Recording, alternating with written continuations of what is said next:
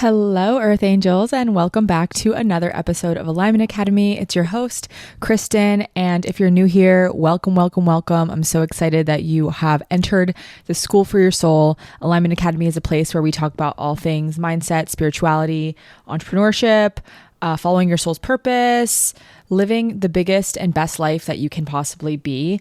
And if you have found yourself here, I am convinced that you have been divinely guided by your guides, by your spirit team to hear the messages, maybe on this podcast, maybe you need them right now, whatever it is, just know that nothing is an accident.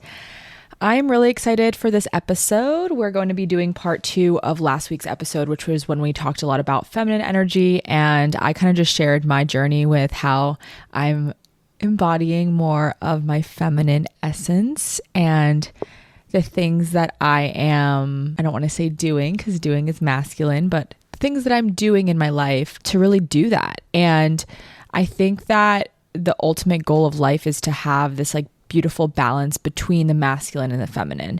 And it's like the yin and the yang. If one's off, the other's off, and your life is going to be in the most harmony, in the most flow, the most abundant, the most aligned when you have equal parts masculine and feminine energy. It's actually interesting because I think that even though maybe last week's podcast would be, I don't want to say more entertaining, but like more entertaining to listen to because I'm just sharing about my life. I think that a lot of the people that are actually attracted to my work need this episode a little bit more in the sense that I think that you are attracted to like what you need. And a lot of my clients, they really have great feminine energy, but when it comes to their masculine energy, that's where they really need to tap in and learn how to flow. And when I'm talking about masculine and feminine, I didn't even say this on the last episode, but I'm not talking about gender. I'm talking about energy. I'm talking about just the energy of masculine and the energy of feminine, because you can have a girl like me, which is a gender, and I can have masculine energy, which I do. And you can also have men with super feminine energy, right? And so it has nothing to do with your actual gender. It's really the energy that you're embodying, which I think is actually so cool, and where you can even start to tap into your intuition more, because think about how cool that is, that you can kind of like meet people or even think about people in your life and be like, is their energy more femme? Is it more masculine? And you can start to read people's energies and just understand energy a little bit more. Now, the other thing that I kind of want to just go over today is that you can have wounded feminine and divine feminine, or healthy feminine. And then you can have wounded masculine and then divine masculine. And really we're striving in all of these to be in the divine or healthy category, meaning the energies can present in unhealthy ways when not balanced out, or when there's trauma or limiting beliefs or density attached to them. So even though we didn't go over the feminine last week, we'll just do a little recap. Like, divine feminine is really in that receiving, that being, that more like being magnetic and like flowy energy, versus like the wounded feminine would be more in the insecure, really anxious, codependent, really needy, manipulative, inauthentic, over emotional, and playing the victim. Those are some like wounded feminine aspects, where again, like the healthy feminine is like vulnerable and surrendered, effortless, trusting, creative, in flow, just like more of really that like laid back energy, but in this underlying energy of trust. Now, when it comes to masculine energy, we're going to talk about a few ways that you can tap into your masculine energy. That's going to be basically the episode today. But just keep in mind that you might be like, I know masculine people that don't present like this. And masculine men can be actually in their wounded masculine if, again, their trauma isn't healed, or they didn't have a good role model, or they learned that masculine energy is different than it is, because a lot of men are very repressed, and they learn from a young age, like, boys don't cry and don't share your emotions and be strong. And so it's actually makes sense that they wouldn't be in their healthy masculine, and it's not their fault. I'm also, this is not really my forte. So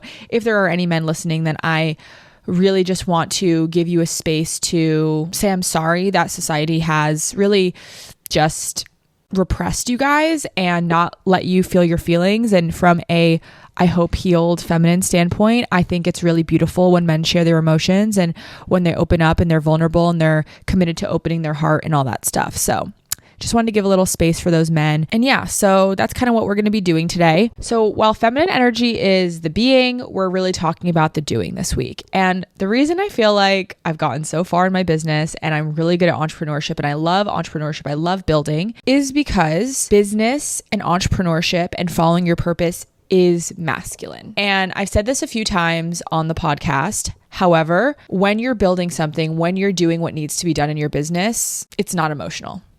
You can't really put your emotions into it. Like, I know you care, what is Sally going to think? And what is my aunt going to think? And oh my gosh, are they going to judge me? Really, the business is just asking you to do. Business is very masculine. That's why I'm so good at it.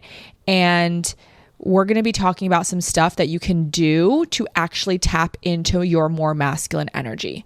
So the first thing that I have learned from a very, very, very young age, and I have just always had this like ingrained in me, is discipline. If you are not disciplined in a few areas of your life, you are probably struggling with your masculine energy. And just to give you guys a few places where I've been very disciplined in my life in the past 10 years, my inner work. I don't think I've gone 1 week without doing some sort of inner work, whether it's commitment to my Joe Dispenza meditations or my inner child. Right now I'm doing both. I do one in the morning and one at night. But whether it's the commitment to that, I have very, very big discipline. My workout routine. I've worked out 5 days a week for a long, long, long time, whether it's just walks or going to the gym. I can't remember the last time I've taken, well, when I herniated my discs, I did have to take some time off, but like when I'm healthy and good, like I'm very disciplined with my routine. I also will say I'm a Virgo moon, so like this does make me happy and I really love it. That's what I'm disciplined in. And then my business, like I'm very disciplined in my business. And I think that discipline really helps with that feeling of safety and structure. And ultimately my masculine energy does help me feel safe. And if you think about like a girl wanting to have a relationship, like we are really looking for that structure and safety from that masculine presence. And so you can kind of create this within yourself of giving yourself structure, giving yourself that like safety within your disciplined actions, right? Because when you don't have any discipline anywhere, it's like, okay, well, I don't trust myself because how am I supposed to know that I'm going to get this shit done? It's just like, it's kind of like a rabbit hole of like, I don't feel secure because I don't trust myself, because I don't do what I say I'm going to do. It just kind of, it's like a rabbit hole of like a cycle that you can never really get off of. So discipline, and I'm going to say my second one is routine, are like a really, really great place to start if you're trying to tap into your masculine energy. Create a routine for yourself, like even if I'm in a season of like more feminine energy, like I told you guys, I've been sleeping in, I'm not working out in the morning right now. However, I still have a routine in the morning. I wake up, I either do a meditation in bed or I go walk Teddy right away, feed him and walk him. I come back, I make my coffee as a little ritual, and then I'll either meditate or I've meditated already and I'll get to work. So it's like, I have a routine in place where it's not like, okay, like so flowy, like what am I going to do today? And again, there's times and places for that flow, like on my weekends and places, but on the weekdays, I really do try to create that routine and structure to help me feel more safe and grounded in myself. And like, I know what's coming. So routine and discipline. The next one is really similar, but it's consistency, right? Consistency is very masculine. It's like, I am going to be reliable. I'm going to be here every day. You know where to find me. It shows that you can rely on yourself, and you have to not make things emotional to be consistent about it. So what I mean by this is like the thing that people lack with consistency is like, oh, I don't feel like it, or oh, I'm tired, like things like that. But like if you are committing to being consistent to something, doesn't matter. You just show up for it. And that's, again, the energy of business is like, it doesn't matter if you don't want to show up. You need to show up. Your business needs that from you. And so really just trying to be consistent with your goals is going to be a huge way that you're going to tap into your masculine energy. Another one is like strength training and weightlifting. I strength train a couple times a week, like 3 to 4 times a week. And it really helps me tap into that like primal masculine energy. Masculine energy is also that primal energy, that life force energy, that like connection to the earth. And so it really helps you kind of just like lift something heavy and like tap into your strength and feel that like, oh, I can do this, like that grit. Strength training is a great place, even if you're just doing some body weight or you're new to the gym, I highly recommend strength training because it really does help me feel super strong and empowered and masculine. The next one is really being decisive about things. I like to really think of the archetype of the masculine, like a really amazing, kind-hearted businessman that like has his shit going on. I always like try to compare what he would do to versus like what I would do if I'm trying to tap into my masculine energy. Decisiveness, right? Like when men make business decisions, they're not like, well, what are they going to think of that? Well, is anyone going to judge me for this? Like, are people going to just say, like, I don't know. They're just like, this is what I want to do. Plain and simple. This is it. I'm going to do this. And I've shared with you guys last week, like I have a very short time period between I get an idea and I decide I'm going to do it. And this is really where it comes from. I'm like, I'm doing this. I've decided I'm doing this. And so that has really helped me tap into my masculine energy, is just being more decisive.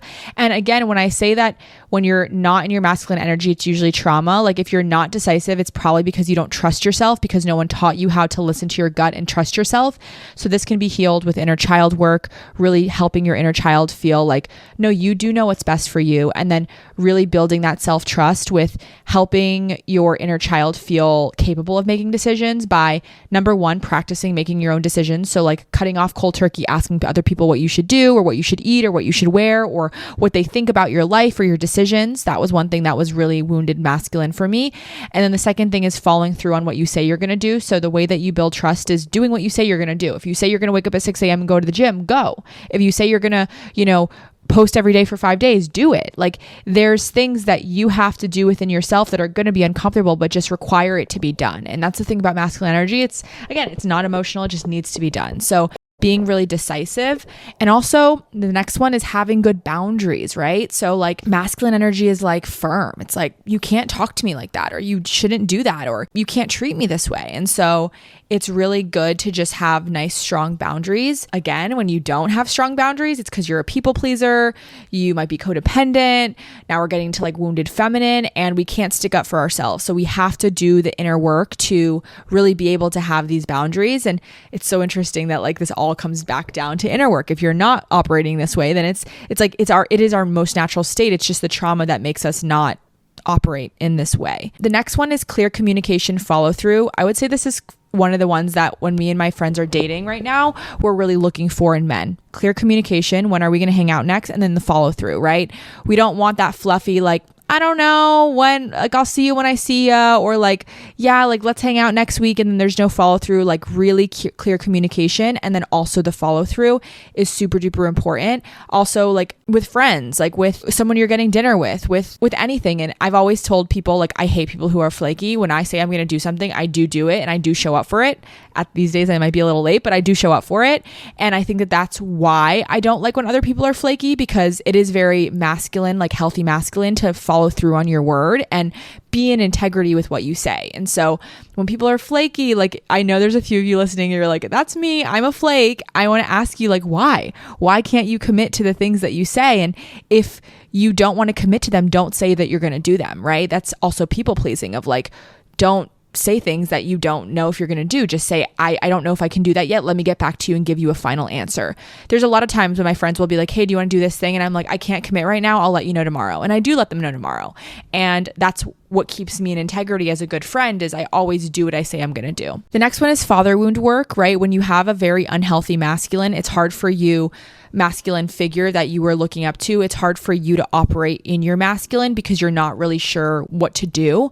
And I would say father wound work has helped me so much with this, of like really getting to create what that healthy masculine would have been for me, even though I didn't have it. I know from just thinking about it and doing inner child work what it kind of would have been if I had had a really secure, open-hearted, vulnerable man in my life that really held down the fort and gave me that structure. So if you have trouble in your masculine, there could be a lot of father wound stuff that's coming up there, where you don't like structure, you think it's aggressive, like you think it's manipulative or whatever, and you're not open to really tapping into that energy because it's scared you or it's let you down in the past. So father wound work is going to be really, really good for helping you tap into your masculine as well. And I'll say also the other thing is like being around healthy masculine men. So I would say, you guys know that I've been on this journey with like healing my father wound and finding really beautiful people that kind of exude that healthy masculine, but being around my guy friends that have really been able to hold down the fort and have an open heart, but have really good boundaries and like are not messy with their energy, that has been super healing for being for healing my masculine energy and seeing what a divine masculine looks like. So if you can get yourself in front of, healthy masculine people, that's going to be a huge thing. And that's going to really help you understand how they act and stuff. And sometimes I'll even like bring it through the filter of like, okay, what would this person do? Or how would this person act? Or how would this person make decisions? Especially in business. I know I keep on talking about business, but gosh, if I could say it's helpful in any place, it's like it is with that business. It's like I'm always running through like, okay, what would a man do? How would they handle this? And it's always just very grounded and not that emotional. So I try to make my business decisions from there, always using my intuition, right? There's always a balance, but it's like, okay, this is how I'm feeling, but how does my ego feel about doing that? I can kind of shut the ego down and just do what needs to be done based on what my heart is saying. So those are my biggest tips for really like tapping into that masculine energy. I would say the wounded masculine is going to be that like abusive, controlling, aggressive, angry, avoidant, withdrawing. This is like, if they're not happy with or they're not comfortable expressing their emotions, they can be too competitive. That can be like the wounded masculine. And again, the way that we get back into the healthy masculine is by healing our trauma, by doing our inner work and being in the presence of that really, really beautiful masculine energy. I will also say that with masculine energy, father wound, like when you have unhealed masculine, you typically have a mistrust in God or in the universe, because think about it. It's like, that's like who's taking care of us. Like we're God's child, God's baby, whatever.